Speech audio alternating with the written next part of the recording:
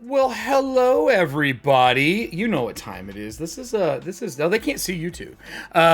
This is a special Kobold Chats. We have a bunch of interviews in the pipeline right now, specifically because of Tales of the Valiant, Project Black Flag, and all the people that we're working with. We have one today. We're going to have one on Friday, and then we got a couple more planned here throughout May.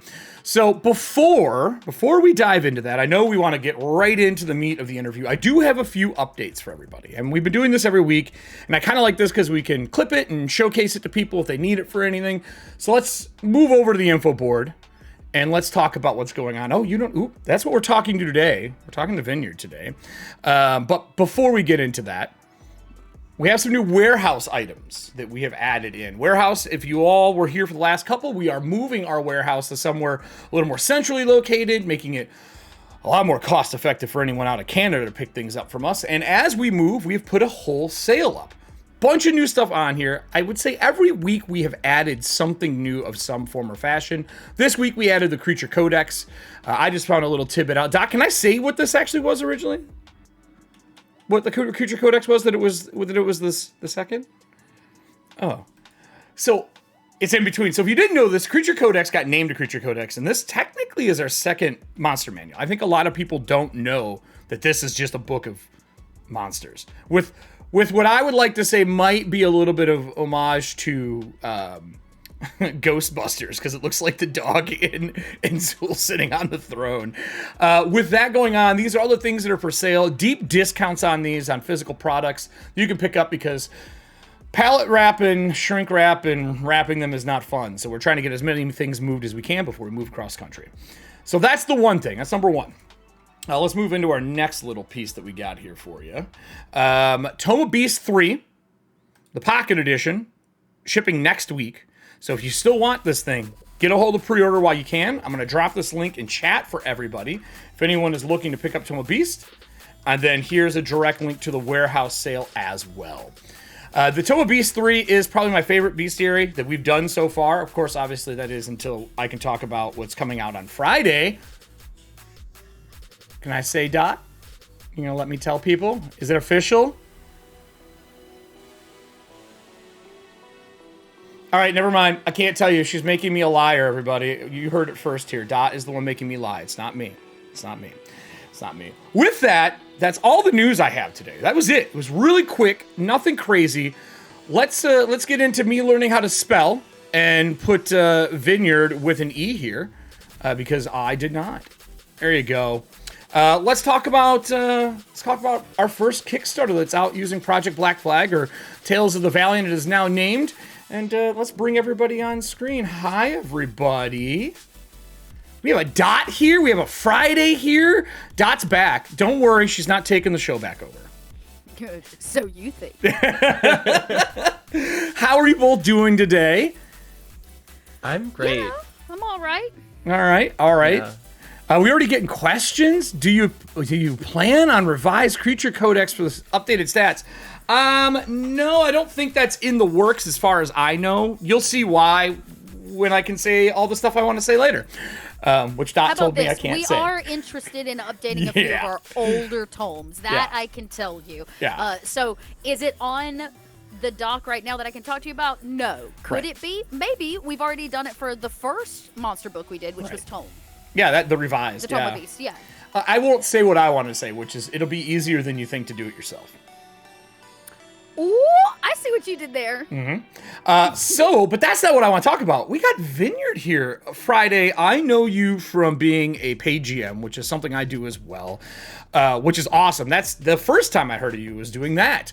But the fact that you're doing a Kickstarter that is super up my alley, do you want to give us like the quick brief on what Vineyard is?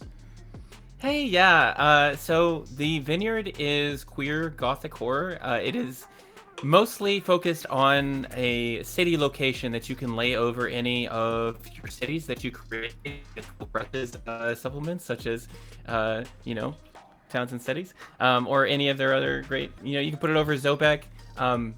But I think the supplement, the book itself, really shines in its focus on its villains, and then also the mechanics to go along with those villains. that sort of support this criminal organization that works sort of like a corporation and then sort of like a mob. Oh, that's awesome. So you have a mechanic in here, and I don't know how much we can talk about this shit, and I don't know, Dot, how much you were involved with this, but my favorite mechanic out of everything in here is the fact that secrets are a mechanic. It's all over the Kickstarter page. It's an actual mechanic, and as a GM that loves to pass empty notes to players just to make other players paranoid at the table, just when they open it up, it just says, look surprised. Like, things like that just to create tension at the table. Obviously, friendly tension, not hostility, but yeah. What made you decide that secrets needed to be a mechanic for the idea of 5e, and while you're here, because you're doing it for Project Black Flag or Tales of the Valiant, what made you go, okay, secrets need a mechanic. We can't just keep passing notes. We need a mechanic.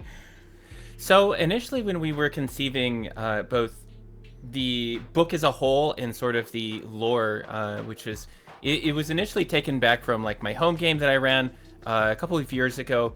And I was very interested in having our big bad, our BBEG who runs the Vineyard, be the reincarnated version of the undead god of secrets and working their way towards achieving that goal.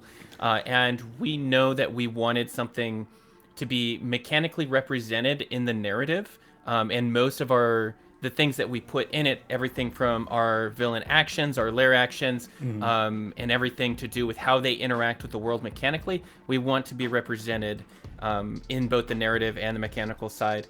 So for us, when we were developing the narrative of me handing off basically the clerical order that serves the undead god of secrets, we came up with something a little bit similar to what Kiana Shaw had in mind. And then I just kind of like, I said, hey, here's like 2 or 3 like little seeds here, Kiana. Can you build something out of this? And Kiana developed something called the Whisperborn.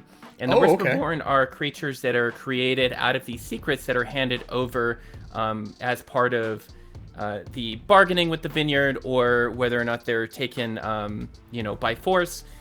These things can be fed to the bonfire, and they create a person out of that secret using arcane magic. A bonfire? You feed your secrets to a bonfire? And correct me if I'm wrong, Friday, but this will be an original lineage for... It will. This setting in particular. So if you add it to your game, it will be a nice little... That's my next question. Yeah. So secrets is not only mechanically driven, but it sounds like you said layer actions as well. Is there anywhere inside the PDF that I should pull up a sample of that? I could take this over the board? Wonderful. So, Confessor Astilius is actually a Whisperborn herself, and this is someone that is sort of, your archetypal Dami Mommy, if you'd like to play her that way. That's how she's written, and I try to keep her as much true to form as Kiana Shaw envisioned her. But she is someone that will pull people into the Tower of Atonement in order to pull their secrets if someone is late on their debts. So she's considered to be a collector, or basically the person who finds debtors and then retrieves something from them. And if they can't pay their monetary debts, she will pull secrets from them that the Vineyard can use as either blackmail or leverage or arcana power. And that is the reason why that they deal in secrets. And I see here that, well, that's in the layer actions. I see here that you have kind of broken down these villain like portfolios or set pieces where they have a motive, they have flaws, they have strengths, that you can literally drop them into anything. They're not just it's part of this campaign, it's part of this adventure you're doing. You can just take the Dami Mommy out and turn it into an actual adventure piece by themselves. So you have the biography and everything, but if we scroll down here, you even broke down like the tensions within the set piece itself that you're playing. As a paid GM, is this something that you write for yourself? Is that how it got brought into this? Or was this somebody else on the project that was like, look, tensions are important and the GM needs to know why they are running this? Yeah, so that does go back into like my story or my style of storytelling, in which I tend to tell stories in parts of 3, and I have 3 sessions, or I have 9 sessions sort of bundled up into 3 little parts each, similar to like an HBO show. Therefore, I can easily have like an introduction of a new thing, rising action, then we have the climax, then we have the fallout, and then we have the introduction of the next element.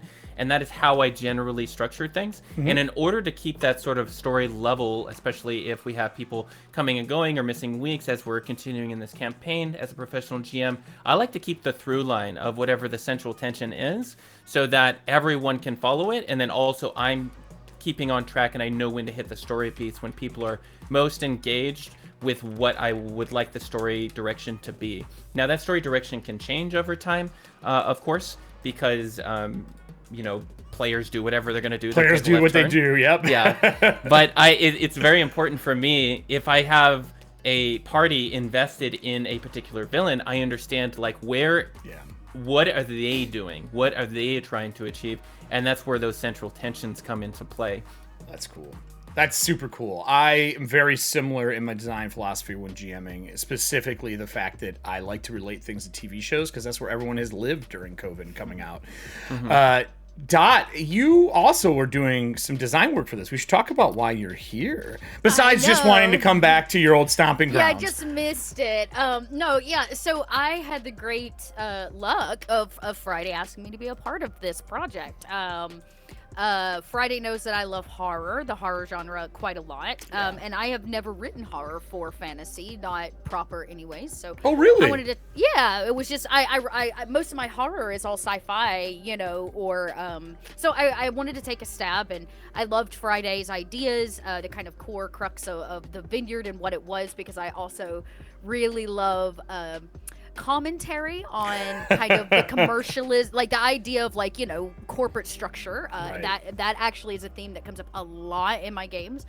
And I also kind of love this idea of what does an undead fantasy mob look like? This is a crime lore, crime at its core. And so I was just really drawn to the project as a whole. And so when Friday and I sat down, we kind of identified 3 pieces that I'd be bringing to the project, which is a lieutenant, right? Much like the confessor that you just saw. I'm writing a big, I will say NPC because they may not be your adversary for the project. Sure. I'm very, very proud of this one in particular because she might be one of the most, I don't want to say scary, she's probably one of the most unsettling NPCs I've ever created.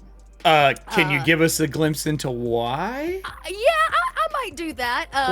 Does she leave her fingernails everywhere and watch people through them? What's going on? I mean, she might bargain in fingernails. But I did write 2 more pieces too, which is a specialty corruption mechanic for this system. Cool. And I've been working to tie that into some of the things that we are seeing with Tales of the Valiant, specifically the kind of luck player system and the Doom system, which you are all going to get a nice little peek at, hopefully very soon. We've said Doom system. I can say that one. I just can't tell you what it is.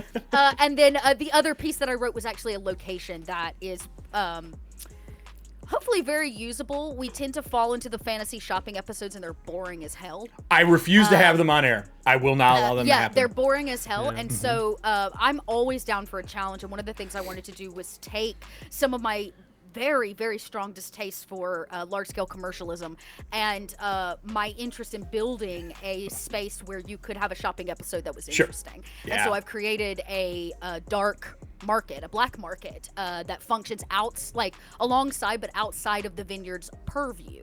And there's some interesting things like new currency systems. Your gold is basically worthless. You can't trade in gold. Trade heart and secrets, baby. That's it. Yeah, heart, secrets, contracts. As we've built some new things, new locations, new people. So, but all of that to be said, those are kind of the 3 big pieces that I'm bringing to the project. Can I tell them Friday what I designed?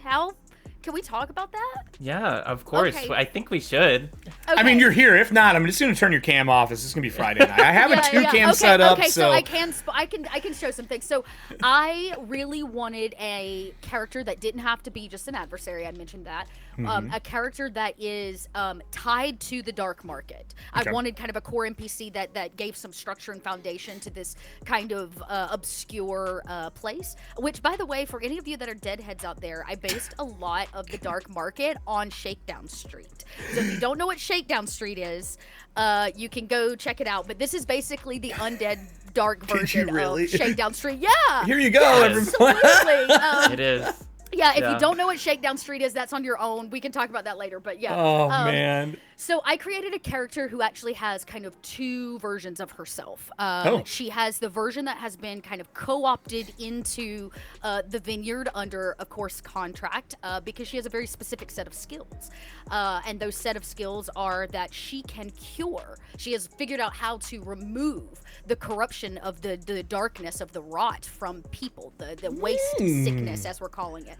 And when, the Vineyard found out, they collected her via a contract like they do everybody else. And so she went from being a doctor that held, a surgeon that held true to helping people to kind of becoming this corrupted version of that. And so now she is obsessed with power. And so by day, she lives as the surgeon. That is her moniker. But by night, she lives as the arms dealer. Because getting rid of corruption in the body is not a simple thing. Hold on. Arms dealer is in, like, your arm is corrupted, I will give you a new arm? Or arms dealer is in, like, crossbow? Nope. Yes, both. So what she has done is she helped found the dark market under her second moniker, the arms dealer. Sure. Where she basically makes the deal. You come in, I get rid of this rot, this corruption, this sickness in your body. I'll give you a new limb. I'll give you whatever the new thing is to replace it, but I get to keep your body part. So she's a prosthetic dealer? She's a prosthetics dealer, and then she then takes your limb and converts it into a weapon that she resells in the dark market. Oh, that's awesome. That is awesome. She's a little messed up, double dealing is rough, but that also means, and this is something I really wrote in for my GMs. This is one of the reasons why I love this setting is I love you players, but to have a really great piece for a GM to build off of is something that you just don't always find as a GM, especially when it comes to settings. And this setting in particular had such rich opportunity like this, where you as the GM get to play and keep secret from your players. Sorry, everybody, for ruined it for you. Both the surgeon, because they may show up to have something healed, and then to turn around and end up in the dark market and see your own arm on a slab for sale as a weapon. Like you had like a specific tattoo on that arm from something. Right, or something. Maybe you worked for an organization. Right, exactly. I love so that. It's those kind of things, and then you get there and they go, wait a second, how did my body part end up on the dark market now that's been converted to some kind of, crossbow arm weapon using this dark rot energy, if you would. And so there's this yeah, it's really messed up, but really everything that I wanted to build, both from the mechanic to the location to the surgeon / arm dealer, was to tie those three pieces together. Sure. Right? And to bring into a place where you have an NPC that can heal the rot, or that waste sickness from the rot, and then you have that same NPC that is tied to the dark market, where their entire trade system is based on the rot. Yep. So love it. There you have it. What are you dealing? Is it drugs? No, not drugs. No. Curses and diseases. Yeah, exactly. Oh, I'm sorry. You mentioned your corrupted fingernails. Well, I've taken those and I've repurposed them into something else. Have you ever seen when the bolts on the end of a crossbow are done in fingernails and they're shriveled and shrapnelly? Trust me, infection is at a high rate. Yeah. And one of the things that we wrote specifically with the mechanic, and Friday and I were real adamant as we began to design is we didn't want to have a corruption mechanic that kept the game from being fun. Sure. So it's actually a point-based trade system with the GM. Oh, okay. So when certain things happen, let's say your character signs a contract with the Vineyard, or your character makes a dark dealing in some way, or you create a Whisperborn out of one of your great secrets. These things give points to the GM, these specific waste points. And the GM can use those and turn them into major moments in the game. It could be making you drop something important, enemy shows up, whatever that kind of is. But the GM gets kind of a banking of points. While at the same time, the players kind of get to do the same thing. And they have to opt in by taking the rot into themselves. So the rot is looking for every opportunity to corrupt. So if you're out there in it and shit gets bad, you have an opportunity to... You sign up as a test subject? Yeah, you basically say, stop. I'm stopping the action. This is the mechanic. I'm stopping the action. I would like to get us out of this situation. And to do it, I'm taking on that rot sickness. So you get to take a point from the GM's pool that could be used for something later, and you put it on yourself. But it's very hard to come back from those because you got to have somebody special, right? And so there's this epic trade where you get what you want, but in return, you've ended up with this sickness. And this sickness, instead of affecting your stats and these kind of things, becomes a very cosmetic look. Sure. Maybe you smell bad. Maybe your skin becomes ghostly or pale. There are a variety of reasons, but it's up to you and the GM in this very kind of negotiating way by taking on the weight of that sickness into your character to decide how does it manifest. And at a certain point, your bar is going to get full, and when it gets full, you fall to the rot. You've made an evil Final Fantasy limit break. Exactly, and if your skin gets transparent, if you smell bad, all of these things that built up over all the points inevitably become the shape and the figure of the servant you become to the rot in the end. I feel the three of us think very similar on how to screw with our players in horror, because my soul punk Victorian horror setting is very similar to that, but it's all spirit based. Yeah, so there you have it. Those are some little taste test of the things we put in, or I've put into this setting that you haven't got to see yet, but I'll give you the sneak peek. So I've had this on screen for a little bit, and before we dive into like the Kickstarter page and going over what the Kickstarter is about, everybody will do a little Q&A towards the end of this segment. We're only gonna be out for about an hour, so get your questions ready. I do ask when you put questions in when we start it up, put a Q in front so we know it's a question. It's not you just talking to all the wonderful people in the audience. But Friday, I gotta ask, the art for this book is right on point. Like just right now on screen, we have the title for the Vineyard RPG. Can you tell us what is going on? I feel that the one thing that's never talked about when we look at cover art is why was that chosen as the cover art, and what is it about? Like, what is this scene that was painted and decided to be the showcase when someone picks up off the shelf, either digitally or physically? Yeah, so I thank you for asking that question, because I've been waiting for someone to ask me that question, and I swear this was not a question that I knew was coming, but like I'm excited to answer this question. This cover art is something that I talked to the art director about, and we sort of were batting around some ideas, and I really wanted for someone to not only have eye contact with some of our villains, but we were thinking, how do we create a confrontation between the person who picks up this book and causes them to get engaged by these characters? And this is the scene of this is someone arriving to pay tribute to Ashlyn Ravenna, the head of the Vineyard. And that's the person in the middle? Yes. And they are flanked by the Confessor on the left and the Solicitor General on the right. Oh, the Confessor General, is that the we talked about? Is that the green? Like yeah, spirit? The green. Is it spirit? Is it vines? What are they? Or do you not want to ruin it?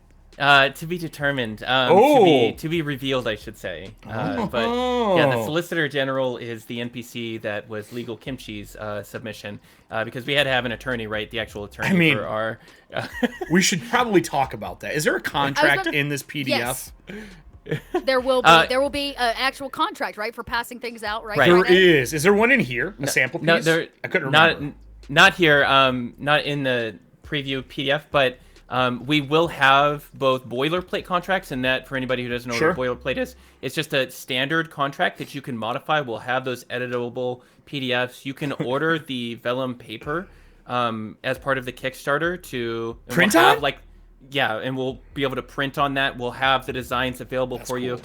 We'll probably put out more designs as time goes on so that you can get more contracts out there. But the thing that we want most of all is when we are giving physical things to our players, it's something that they can have, and something like a contract, if you're playing in person, is very important to actually physically have, because then you can look at it. One of the things we were looking at when designing these contracts, and me talking to Kimchi, is like, okay, well, this is how we would like it to work, but how do we gamify this to be fun? Because in the real world, for a corporation, any sort of contract, legalese, or anything like that, no contract is really airtight. No. And how do we gamify that? No, not at all.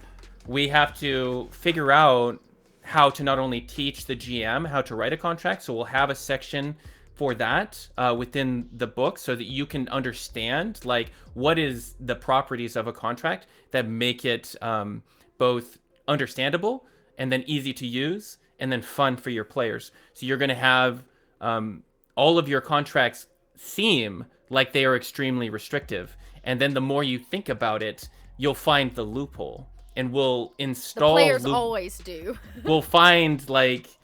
We'll install these contracts or provide these contracts where you can try and attempt to find the loophole if you want. And then, of course, the contract normally is attached to a debt. And these debts can be either paid monetarily, or it's for favors, or it's for a secret, or it's for whatever you need to do as an adventuring party. And then sometimes these contracts come with a boon. These boons are undead powers granted by Ashlyn Ravenna, the head in the Vineyard, so that you can level up your game, just move towards that lawful evil route that you'd like to go with the party if you want. Because we do have that option if you want to work for the Vineyard and not just like kind of dragging your feet, but you want to rank up in the Vineyard. That's a route that you can go. You can fight against the Vineyard, you can join the Vineyard, or you can seek to, just destroy both the Vineyard and the creeping rot that's underneath the city. Well, and you say, for physical play, but I'll be honest, I'm in the show that I'm doing right now, I'm sending out pieces. There's no reason. Nobody hates good mail. And good mail is very rare in this world. Yes. So if you you can go get stationary envelopes and stuff like that really cheap and print on the vellum from the Kickstarter and send them to your players and say, don't open it until I tell you to when we're all playing together. And there's just something magical about unwaxed sealing an envelope and going, is this contract gonna screw me over? How bad is this? And boilerplate contracts are the best, because that means that you just change them into what you want, and that's always where loopholes start and things end up. That's really smart. Yeah, it should be a very fun... Honestly, I feel like all the lieutenants, which are these kind of big, right, the confessor that we talked about, the surgeon, there's a series of them that the GM gets to kind of use, of course, stat blocks and all of that, but... Just put one on screen. One of the cool things is that each one of them has, like I mentioned what the surgeon was, we obviously now know about the confessor and oh my gosh, Friday, I just lost my word. What the legal guy's name is called? The Solicitor General. Solicitor General. Thank you. I could only get General out. I couldn't get Solicitor General. The Solicitor General. Each one of them have these kind of like unique, meaty pieces that are adding to both the GM and the player gameplay in a lot of different ways. And I think there's just some really cool stuff for that. Solicitor General just reminds me of being in Vegas and someone slapping paper against their arm and handing you paper. That's what I think of when I think of Solicitor General. It's hilarious to me. So I had on screen, I'll pull it back up. Before I do, though, you've kind of reworked stat blocks a little bit. They look a little different in this one. And there's some extra pieces in here that you don't usually see. And I love that you've kind of cut down... I shouldn't say cut down, ramped up the idea of a major NPC getting a real stat block, but not bloating it. Like, it's just the things you need, but you give all the extra content around it. But when you go to run it, it's 2 pages for like a supervillain. That's it. It's only 2 pages for a supervillain, and there's so much in this page. So I brought over the info again. This is the confessor. How do you pronounce his name? Is it Estalis? Estilius. Estilius? A lot of Italian root on some of this, it sounds like. Is that where some of this is coming from? I'd have to ask Kiana, actually. Oh, okay. But I was just curious, because I was like, So this is one of the Whisperborn, lawful evil. I don't think any of the stat blocks don't have the word evil on it. I'm just saying. Right? They gotta all be evil, right? Wait, we haven't decided on that. Oh! I hope they're all evil. I'm just saying, this is me as a villain. I mean, as a GM. But you have a lot of things in here that are really different, like the mythic trait, which is really cool. What is the concept behind doing mythic traits and why they're part of these? Is it just to make a boss feel like a big bad? So with mythic traits, you sort of have an opportunity, and this is something that was introduced a few years ago with a particular expansion that we won't talk about. But we don't talk about Fight Club. Right, yeah, exactly. So mythic traits are an interesting mechanic that is sort of like, they don't get used often enough, and when they are used, they're not used well. And the way that we're approaching mythic traits is that we need to dramatically change when this happens, and also be it for a purpose, and then change the tempo of the fight, and then also have a dramatic moment associated with it. Because if we are to simply like heal the confessor and then have nothing happen, then or nothing interesting happen, then it doesn't matter. It's like it just feels like a bummer. Infinite loop of just hit points. Right.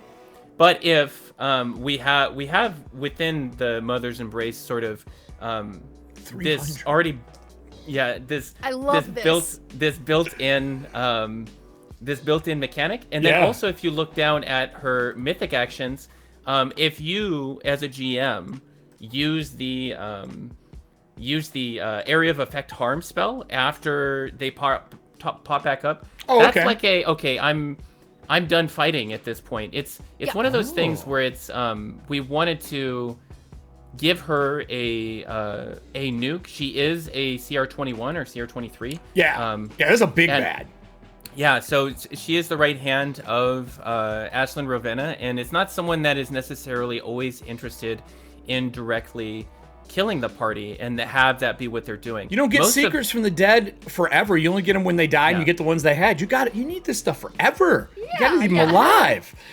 Exactly. So we've designed the Confessor mostly to enable her desire to draw secrets from people, and then also to incapacitate people. So her gameplay and the way, deluge of secrets, the way that she is kind of structured is to allow her to speak a lot in order to like have conversations with people during the combat encounter, if it is a combat encounter, for her to sort of subvert the expectations of how she works. Every single one of her lair actions are dramatically different, and the way that she sort of presents herself and moves around the battle space, and even her motivations when that I have written into the adventure itself, like she's not there to kill everybody. She's there to draw a secret from one person and potentially more people if it's convenient, and then she'll leave when her motive is satisfied. And that is how we're designing all of our villains, is they all have their own agendas. And simply fighting to the death is frankly quite boring. And it is counterproductive to what the Vineyard is doing. 100%. The Vineyard is always looking to expand its repertoire, the people who work for it, and the Arcana power of Ashlyn Ravenna. And that is the primary motive for most of these things. And generally, you'll find that our villains are only fighting to the death if there's literally no other option. So we're providing a bunch of other options, both socially and then also in combat, and some of the narrative options that we have for each of these villains. I think that's very important. A lot of the 5e and open source stuff that we've been using for so long in numerous different games, it doesn't matter what system we actually talk about, are very much focused on the combat element. Everything is action-based combat. And to me, combat, while it does take a big part in tabletop, the story and the roleplay part is left behind in stat blocks a lot of times. And the fact that you're kind of weaving it back into look, a villain is a villain not because of the fact they can kill you. A villain is a villain because they have the ability to control, give you answers to things you never had before. They are the source of drama within a set piece. The conflict revolves around them, you know? Yeah. One of my favorite things, and we looked at it earlier, that I got to write. My favorite part about writing the stat blocks or writing the piece on My Lieutenant was the fact you get to write dialogue. Oftentimes, in kind of the general 5e realm, we write description for the GM, but we don't write dialogue. We don't write these catchy one-liners, or we don't write the hard-hitting, I had so much fun writing ridiculous, punny, scary surgeon dialogue. No. Y'all. No. I cannot even. Things like, let me give you a hand. Come on. I had so much fun writing it. And so there's this aspect that's almost more usable for the GM, because you're not reading. You have dialogue, but it's not descriptive dialogue. It's not fluff text. It actually is usable. If you're going into combat, here's a one-liner you can drop. If you're going into a diplomatic or political conversation, here's a piece of dialogue you can drop. And writing them was just I remember the night that I sat down to actually write out the dialogue, and once I got 3 or 4 little one sentences of dialogue, I was I know this character. It actually helped me in a design aspect to be how does this person talk? What is the voice? What is so anyways, I look forward, because if the rest of the writers had even half as much fun as I did writing My Lieutenant a dialogue, this book is going to be wonderful. I think those taglines and those one-liners, they do a few things. When I write NPCs, I write them on an index card, and you only leave the index card to a character sheet when they're full. Because I find that the things that are important are how they speak, what they look like, what they do, and having those little things like, let me give you a hand, and like literally beat them with their own hand that you took during the contract, or the person, you know, from 5 episodes ago, whatever it may be. Those moments ground the NPC more than knowing they can cast invisibility. And that gives the flavor and theme that is missing when you sit down to play tabletop. And it's great to see companies that are partnering with us doing this, like bringing back the role play elements. It makes me so happy. I can't even say. So there is a few other things in here. Before I go to our Kickstarter page, we can kind of, because anyone can go look at the Kickstarter page. This PDF is not something everyone has probably looked at. So I like being able to take a check out on these on the show. How to use this adventure. You did the classic, like, look, this is dark. This is horror. I mean, we literally, Dami Mommy was just used in this conversation. Be ready, everybody, when you open this up, that this is adult content warning. And you have content warnings in here, things that are involved, the checklist.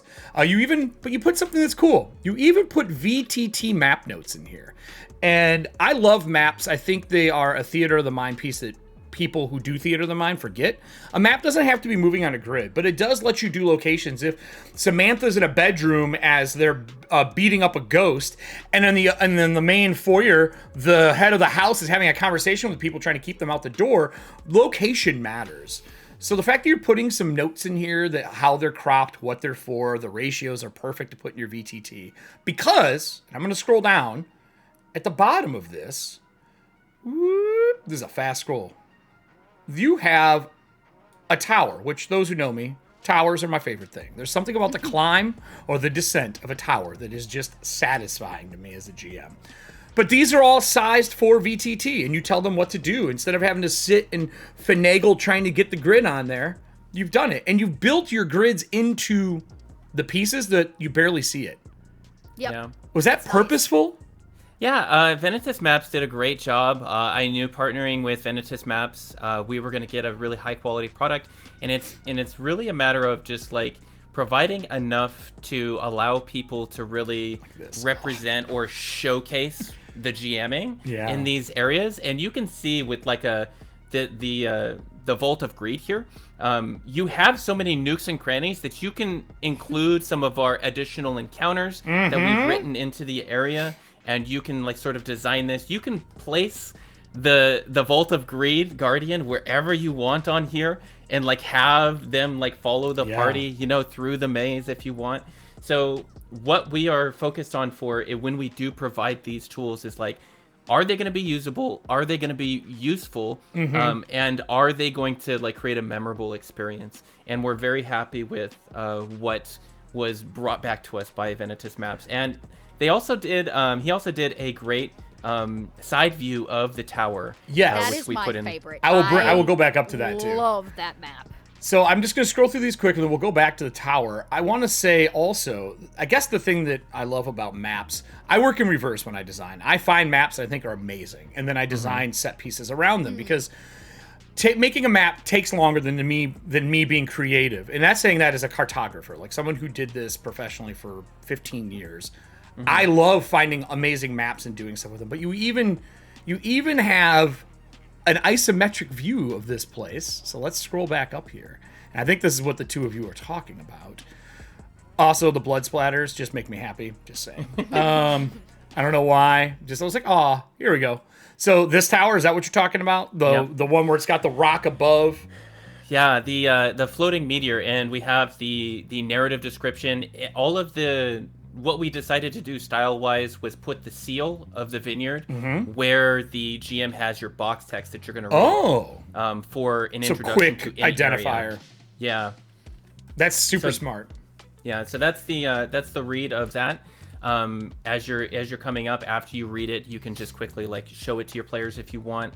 We're going to provide the images within the PDF, like if you need the extra additional, like, and you want to use it however you want to use it. That's not available in the preview packet, but we will. And yeah, like we talked previous when we were setting things up and getting ready to do this last week. This is just mostly text. This isn't even all the art yet. This is just here's the pieces we have. We wanted you to see what you're buying in on. This like, what did you say the art style was for this? I can't remember now. My brain just went away. No, that's fine. So we, when I started working with Elaine, our art director. We were looking for something that was like very like Victorian, Gothic, sort of gaslight Victorian, and we had decided on a Rembrandt style. So Rembrandt, thank you. Yeah, we found two artists who really do Rembrandt painterly style. This right here is a painting by Yorsi Hernandez, who is from Venezuela, and he has been painting, I believe, for 12 years, and like, it's just incredible the amount of detail and like the high resolution on these things. Like, you can zoom just right in. And even in the Ashlyn portrait, like, you zoom in, and I asked Yorsi, can you put blood mascara on Ashlyn? And he did. And there's like, you know, if you zoom all the way in, you can see it. It's not available in the PDF. No. You'll just see it in our through, other videos. But yeah, the Confessor there. And then, you know, we have our art director is also the cover artist. And we wanted something a little bit different, more queer representation, like very upfront, because we did want to be very upfront about the fact that this is a queer book. Sure. And what makes it a queer book, by the way? That's something I think that, while that tag is something people understand in their brain, but to you, what is that when you're putting this out? So for a lot of us in the community, the representation of queers in both media and in the news, current events, and everything is very negative. And for us, we wanted to, me and my co-creator, Ebel, who's also a queer and a trans person like myself, we wanted to create something that was a little bit more positive about queerness. Obviously, we're creating evil villains. I don't know if that's pretty positive to me.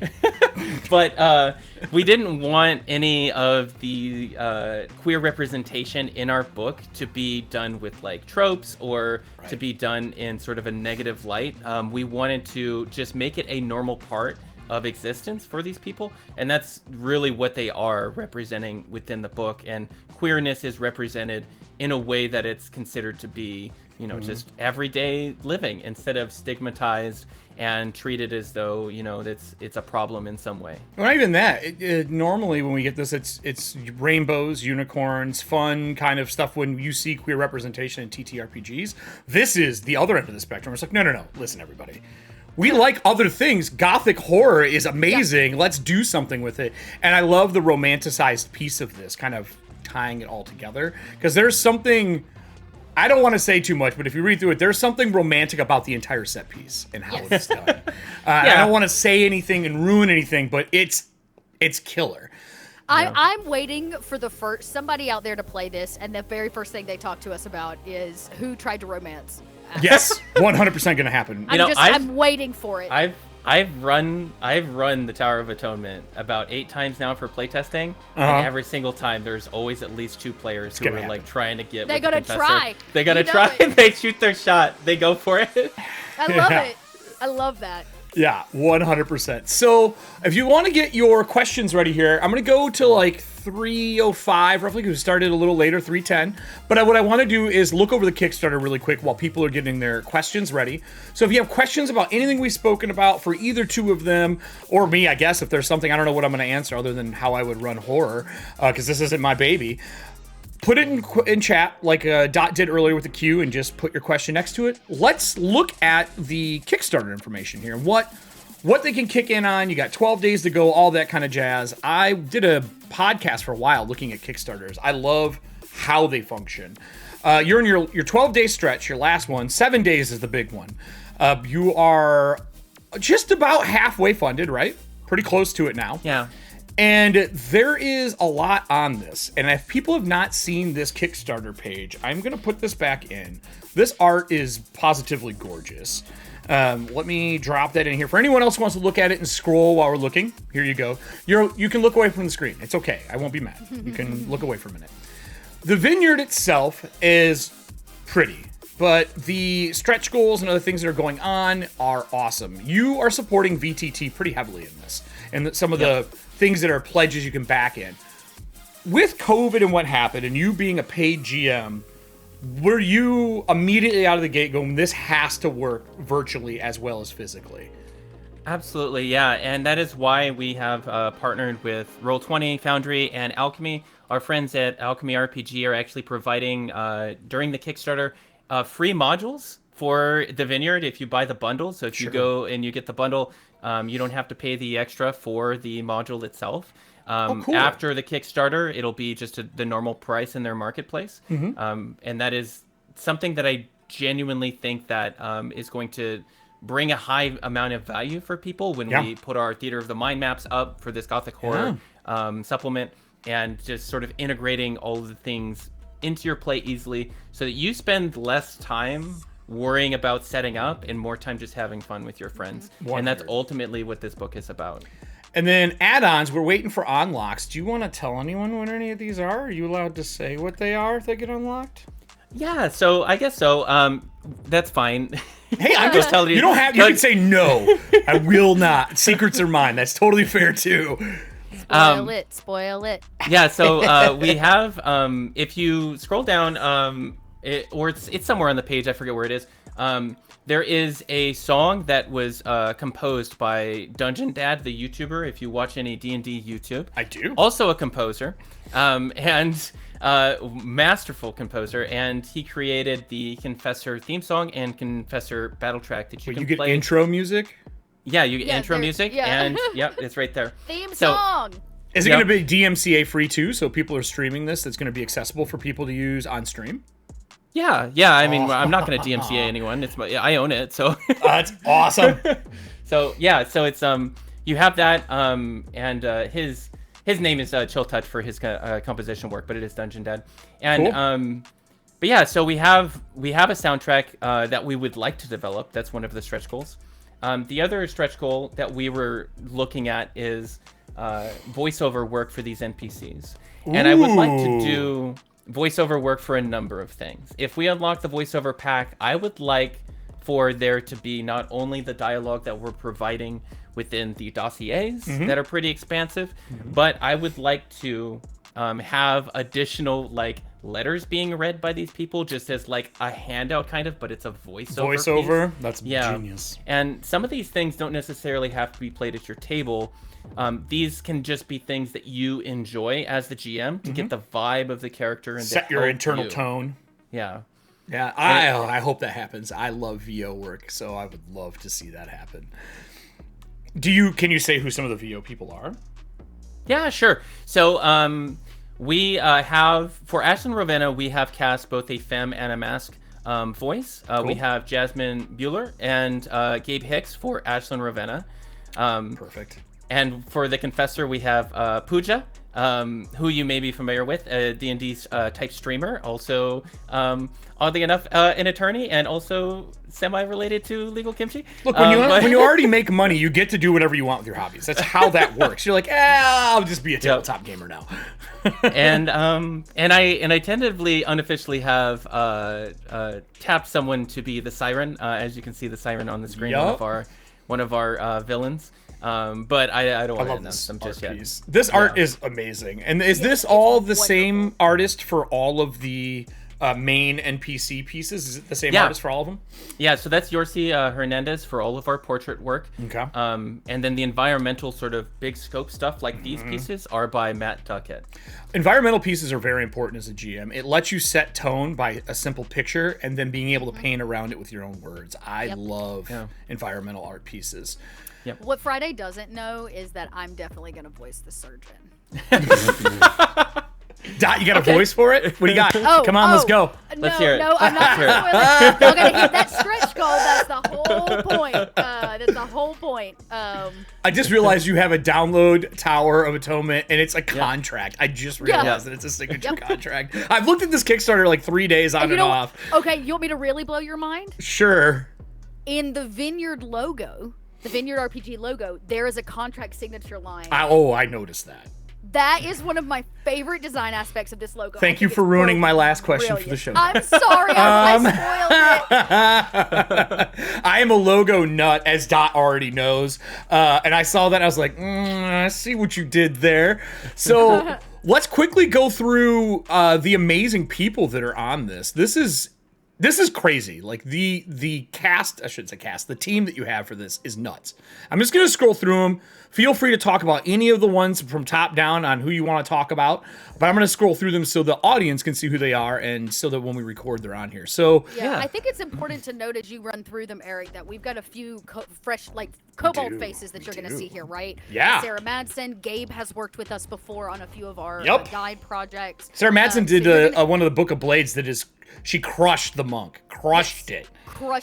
Sarah's an incredible designer. I have nothing but amazing things to say about Sarah Madsen. So I'm very excited that she's on this project.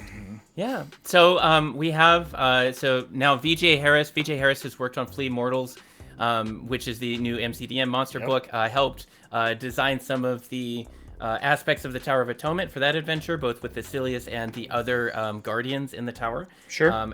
Alex Teplitz, art director and also general, has like 3 different jobs for Hunters Entertainment. We all know what that's like. And Bashir Gauss, Kobold, has worked on, I believe, just about every Critical Role. Yeah, Darrington Southlands Press is our big one, but I think it's important to note Bashir also just got nominated for a absolutely. What is that award? My brain. Diana Jones. Diana Jones yep. for one of the emerging writers as well. Yep. So yeah, Bashir's a wonderful writer and has worked a few times with Kobold Press. Super cool. I'm excited for that. So then let's keep going. We got a Dave Walker here as well. Yeah, so Dave is actually not on the internet because he works Smart for man. the British government. So we don't. That's not even his real name, but you know, Nope. We're going with it. But I played with Dave for a really long time, and actually he runs LARPs in England. And cool. You know, he's one of those people that like is this one of the storytellers over there. Sebastian Yue is a full-time designer for Hit Point Press. Dope hair. Has worked on has worked on a number of things. Sebastian Yue is like one of the fucking coolest people that I know. Human, Never met. This is the person that did the editor-in-chief for The Grapevine, which is the propaganda newspaper for that's the Vineyard. Awesome. And they have the part down. They're wearing a suit and tie. Right? They were a journalist for a while, so they were also a model and like a bunch of other stuff. And I was just like, yeah, Sebastian Yue is like the coolest person. So we got the blue steel looking. That's what's going on. Yeah, All yeah. right. And then Legal Kimchi, real life attorney and D&D YouTuber. One of the most interesting people to talk to. I love talking to Kimchi, and has just this amazing voice. I thought when I read that we were talking and it said Legal Kimchi, and I laughed because I thought you were talking about food at first, and I was super excited. It's like perfect kimchi. That is an art. And then I found out that it's a lawyer. So I'm still excited, but I was really excited about the Legal Kimchi. And we know this person. Yeah, Dot. Is Hi, Dot. one of the contributors. Yeah. Hi, that's You're me. next in the list. Hi, Dot. What have you done, Dot? Nothing. Nothing. What do you do now, Dot? Yeah, no. I'm over here just being a full-time kobold when I'm not getting to work on awesome projects like this. That's it. That's what you get from me. That's it. Okay. And then we go on to the next. Yeah, Kiana Shaw is the person who developed the Confessor and our Whisperborn for this book. And you know, I can't say enough great things about Kiana. One of the best designers and writers in the space right now, and has done so much stuff. If you don't know who Kiana Shaw is, you need to check them out. They are the co-creator of the safety toolkit that everybody uses. In addition to The one that won the ENnie award. I do know who this is. I know this person through John. Okay, that makes sense. Yeah. And yeah, she's just done a lot of wonderful things, and I'm very happy to be working with them on this project and some other projects that maybe we'll talk about in the future. We're getting into some Game of Thrones looking people down here. And then Nordine Ali Kadir, a Kobold contributor, and also one of the consultants that we have for sensitivity and cultural consulting. Oh, nice. We have a lot of, between Bashir and Nordine Ali Kadir, we have 2 different consultants that sort of have the speciality that we were looking for as far as like architectural and sort of city-based things that we're interested in, because we do have a lot of South Asian influence for some of our art and things like that. in addition to some of the. I think it's things that becoming we're more and more important as games are not just based in the country they're in, that this becomes more and more important as well. Because when you start translating and things are going on, you have to have people also involved just for that part of it. So that's cool. And I've dealt with that in video games for a long time. Because they made mistakes before TTRPGs were known as making mistakes. Yep. And then this Game of Thrones guy, who's this? Oh, this is Matt Duckett, who's the one who does our like environmental pieces. And oh, nice. The person who's going to be doing the this painting that we're calling The Last Supper. It's going to be the before and after of all the lieutenants when they sign their contract. Sure. And then after they've been lieutenants for a while. Yorsi, we know his work from you going and oohing and ahhing about. It's amazing. I have to ooh and ah. Yep. And then we have Basil, who is one of our cultural consultants. They did a lot of consulting in relation to like some of the more sensitive stuff, especially in the Tower of Atonement. You mean the adult content? The adult content, yes. Okay. And then we have Venitus Maps, our cartographer. Yep. Wonderful to work with. Highly recommend. Sloan Smith is our graphic designer, so all those blood spatters were placed there by Sloan. Oh, I love that art piece, by the way. I hope they sell that as like one of those little bead arts because it looks like bead art. So cute. Yeah. Yeah, Sloan's wonderful. Also, I believe works like for Hunters now. Oh, cool! Congrats. Yeah, and then Irf Jordan, one of the most prolific DMs Guild producers in the world. And they have 170 titles, I think it was, on DMs. 175 titles on DMs Guild at the time that I wrote this bio. That is wild. Yeah, it's nuts, and yeah, they're incredible. You have a crazy list of team here. Yep, I do.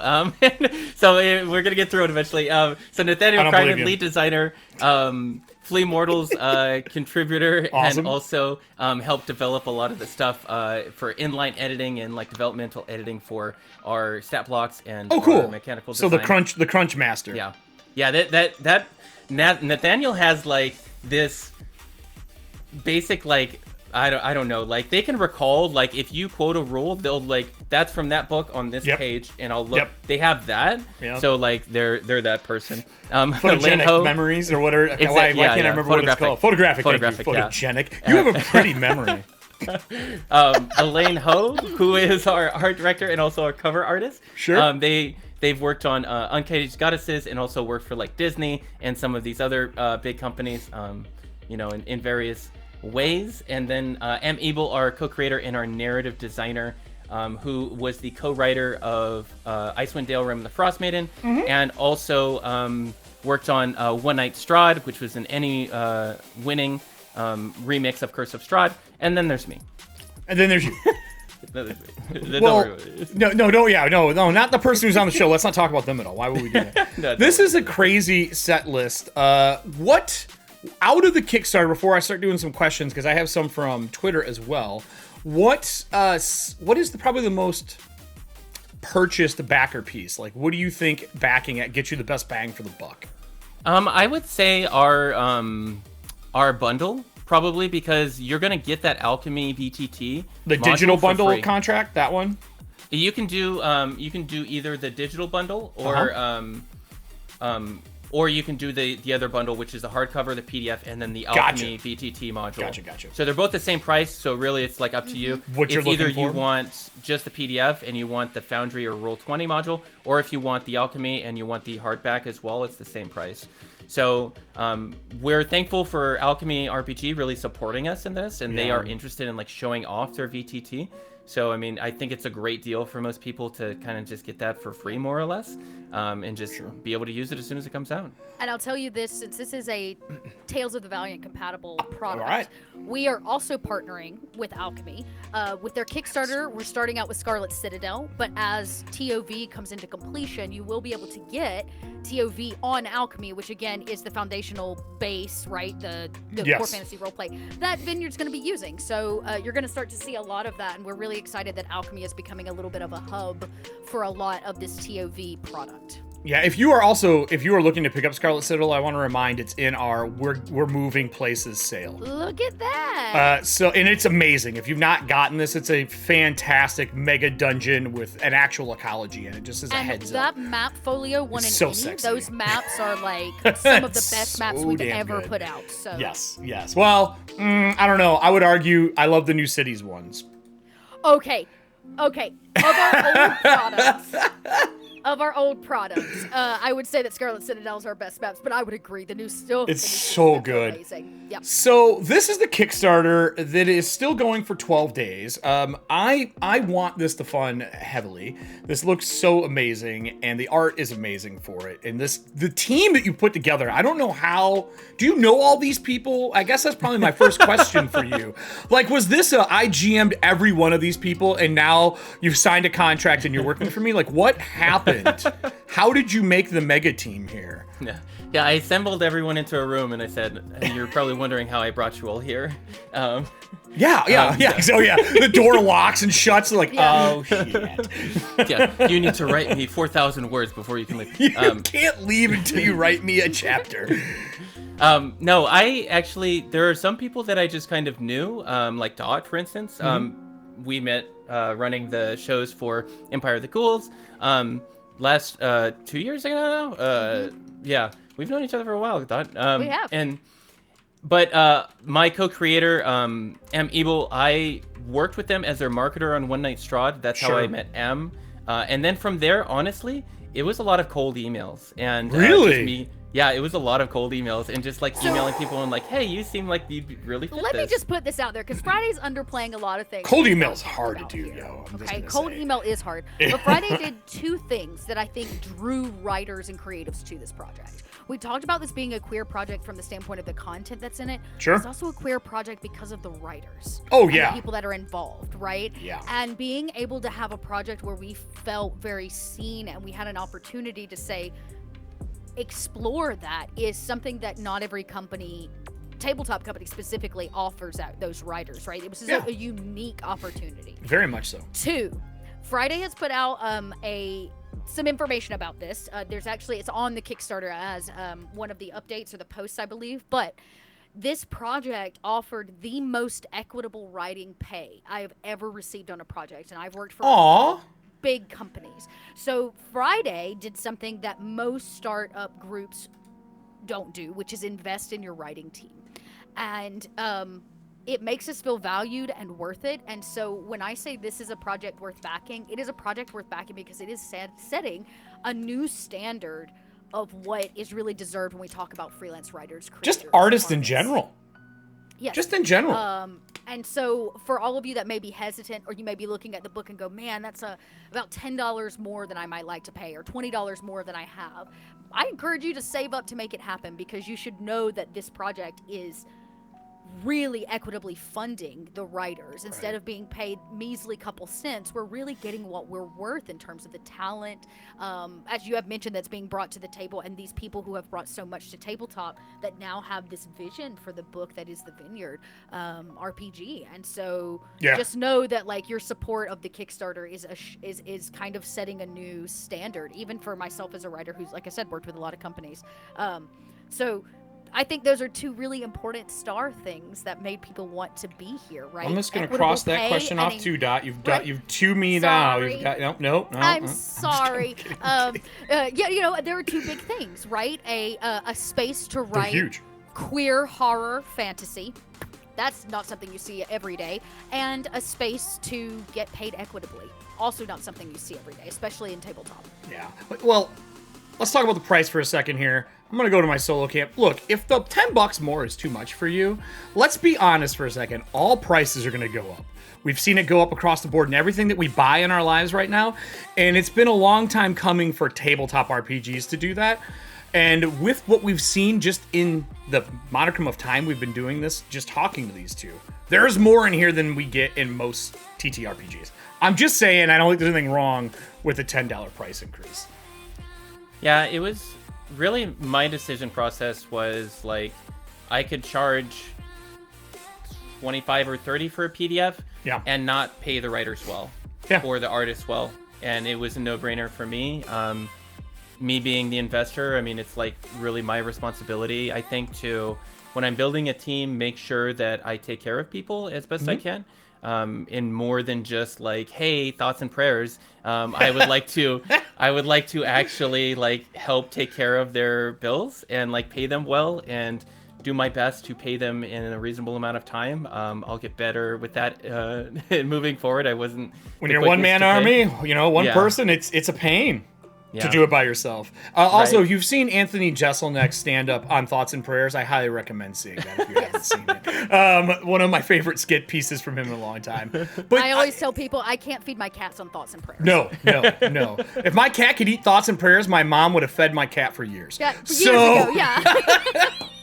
So with that, I have a couple questions. Audience, if you have any, we're going to run out of time here shortly. This has been awesome. I do have two from online.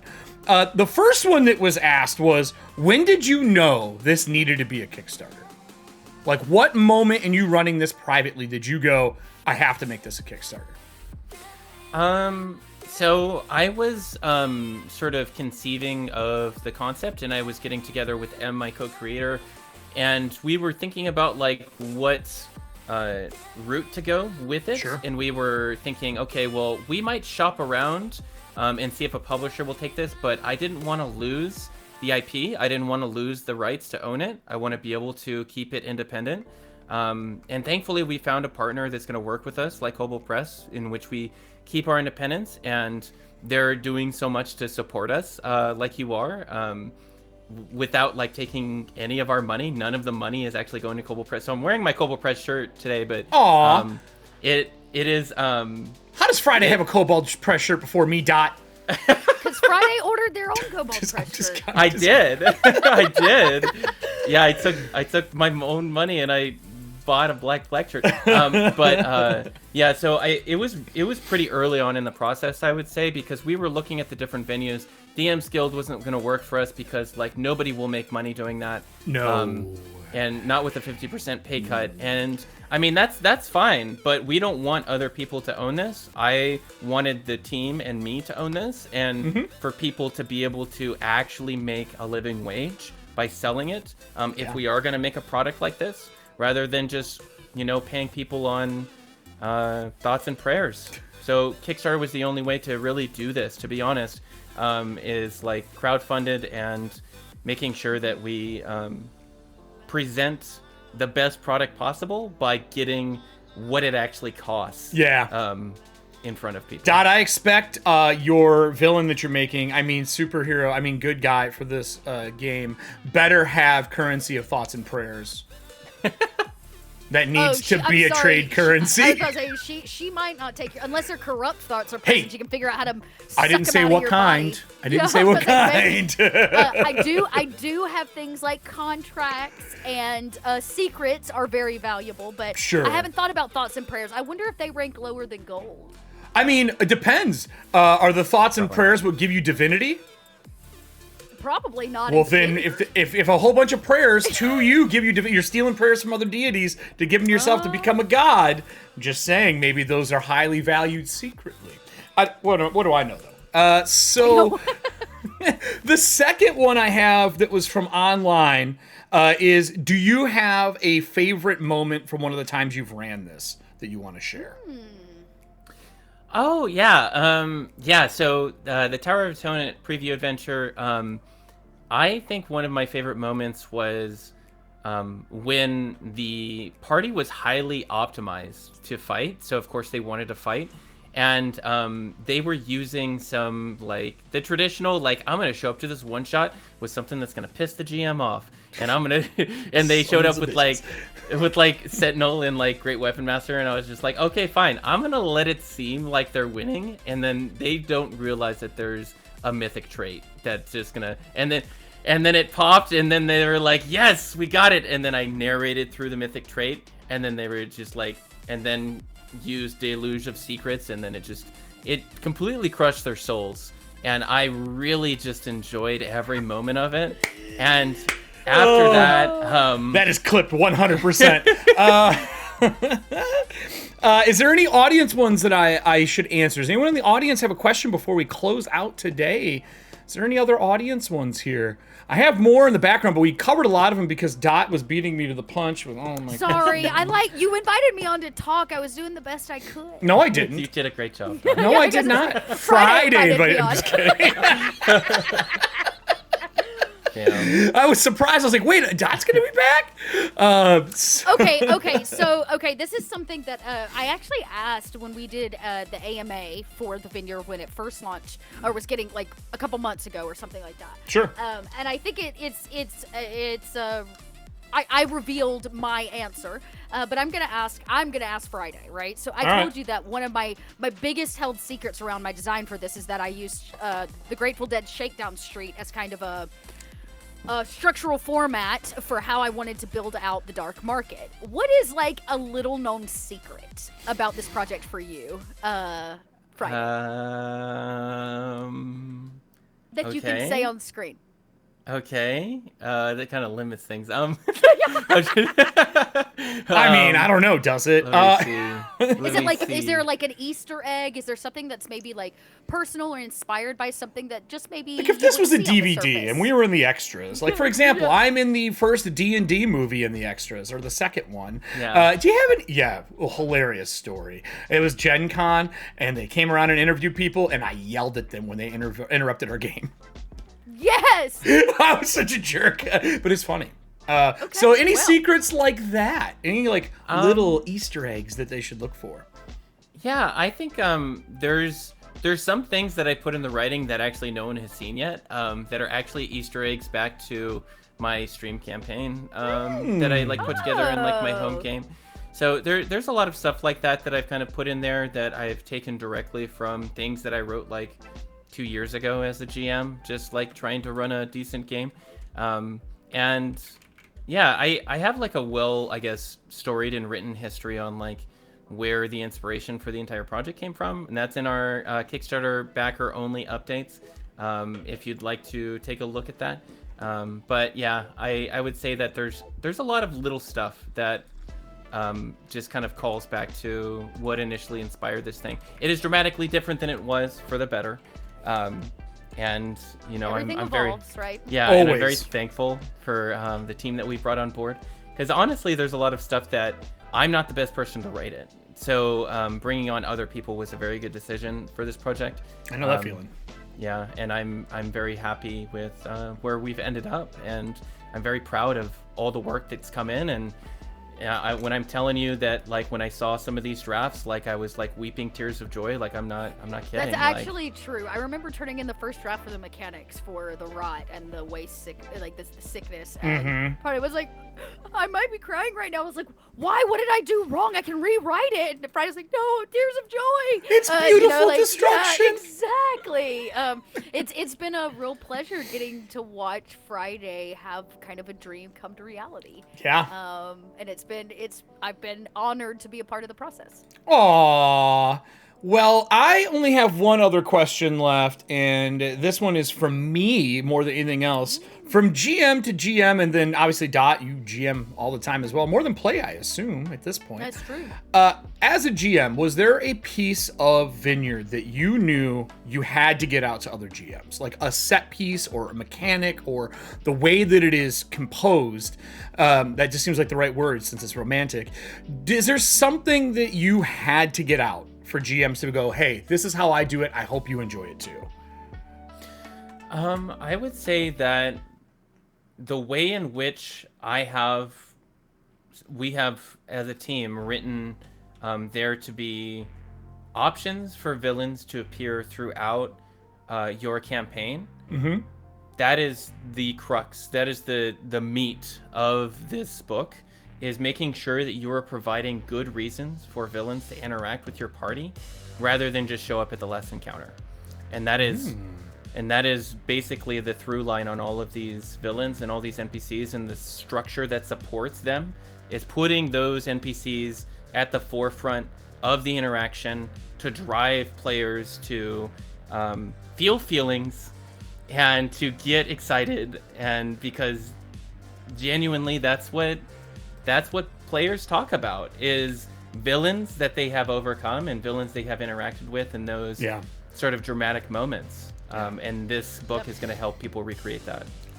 Well, I want to thank you both for joining us. We barely see each other, even though I think we saw each other more when we didn't work together. I know. Than we do now. And it's going to only get more busy coming up. And Friday, I want this Kickstarter to hit for you so bad because I love the set piece and the team you put together, the whole idea behind it, and just the care that is put in, not only to the product, but for how people are being treated during it. That's important. As someone who has been a freelancer for over 20 years, I have been burned more than helped in this industry. And it's wonderful to see someone actually care about how this is done.